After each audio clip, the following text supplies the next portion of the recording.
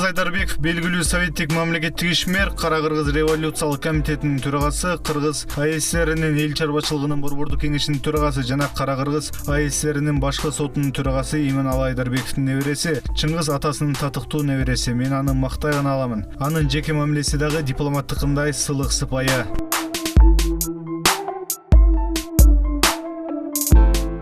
Кадр саясатында bir адамдын, эки адамдын, үч адамдын жаш болсо дагы, билимдүү болсо дагы өкмөткө, мамлекетти башкарууга келүүсү эч кандай мындай маанилүү ролду ойнобойт.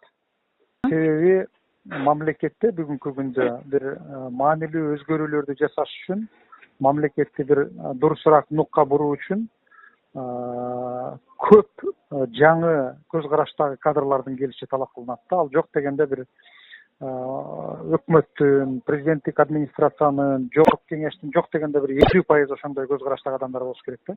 Анан кийин бир жаш жигитти билимдүү болсо дагы, дурусураак болсо дагы алып келген менен анда мамлекетте эч кандай өзгөрүү деле болбойт. Бул жигит мурдагы министрлерде эл иштейт. Бул жигитти билиминен карап алып келген жок. Бул жигитти алып келгендеги негизги критерий биздин айтканыбыздан чыкпайт. Биздин айтканыбызды кылат, бирок ошол билимдүүрөөк, кичине элге көргөзгөнгө, эл аралык коомчулукка айтканга жакшы болот деген гана максат менен алынып келинип атат да.